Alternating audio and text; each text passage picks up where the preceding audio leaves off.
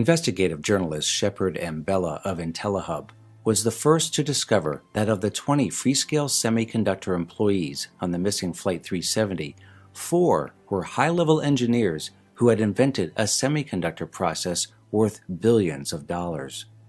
As this patent document shows, obtained by IntelliHub, the 4 engineers each had a 20% ownership of the patents, a total of 80% to Freescale Semiconductor's 20%. That shockingly, the patent was filed on March 11, 2014, 4 days after the plane disappeared.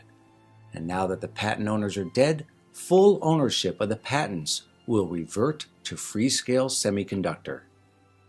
It was further discovered that Freescale Semiconductor was purchased in large part by the shadowy corporation, the Carlyle Group, in 2006 for a staggering $17.6 billion. This is the same Carlyle Group that was gorged with money from the bin Laden family when Osama bin Laden's henchmen were slamming airplanes into the World Trade Center towers. Just hours before Osama bin Laden attacked America, then Carlyle Group senior advisor George H.W. Bush was meeting with members of the bin Laden family at the Ritz-Carlton. Bush was trying to convince the bin Laden family, owners of the multi-million-dollar Saudi company the Bin Laden Group, to increase their stake in the Carlyle Group, predicting that the defense investment company's profits would soon be booming, which they in fact did after 9/11, doubling their profits in a mere 3 months and going on to increase their net worth 100 times in a few short years. This is the same shadowy corporation that bought Booz Allen Hamilton in 2008, the NSA contracting agency that NSA whistleblower Edward Snowden pilfered over 50,000 documents from. Booz Allen Hamilton is, for all intents and purposes, part of the NSA. Virtually all of their work is contracted by the NSA, and most of its 20,000 employees are either former NSA or CIA agents, or in some way connected to the military-industrial complex. When Edward Snowden first began leaking documents, he revealed that he could, as an NSA contractor, wiretap anyone in the world, including the President of the United States. That he and the thousands of other NSA contractors worldwide had access to the whole gamut of the NSA's surveillance apparatus.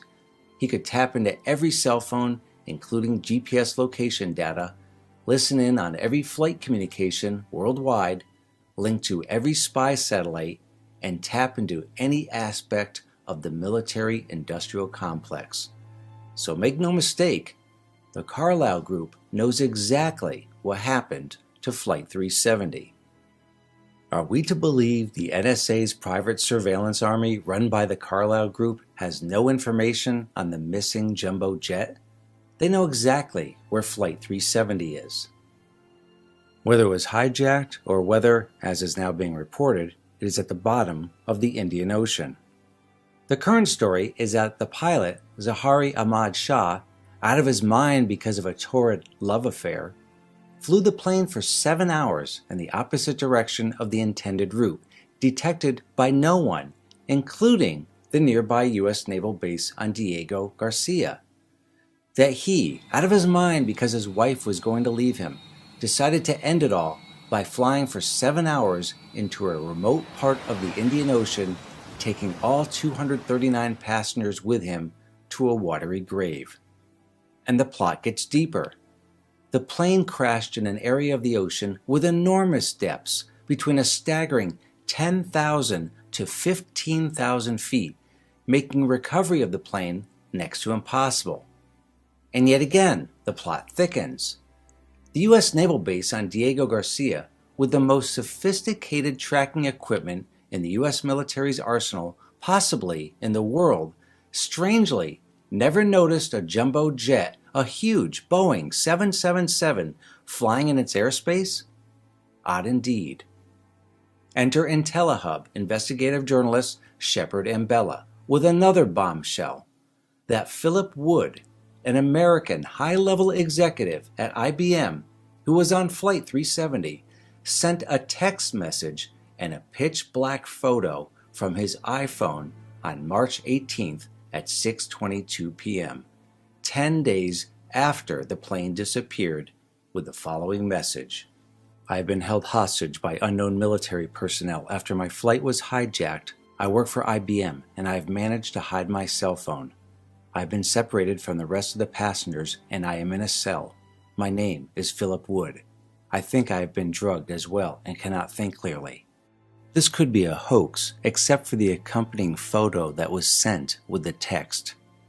While the photo is simply a darkened image, as most people know, iPhones embed a staggering amount of metadata when a photo is taken that include the exact GPS longitude and latitude coordinates of the phone. The coordinates indicate that Wood, according to Google Maps, is inside a large building on Diego Garcia.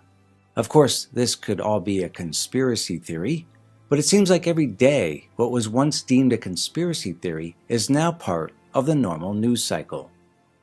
Conspiracy theorist extraordinaire Alex Jones several years ago made the then wild claim, citing an AT&T engineer, whistleblowers, and top secret documents, that the NSA was archiving every single phone call, email, Facebook post, webcam video, virtually thousands of pieces of data on every American in real time.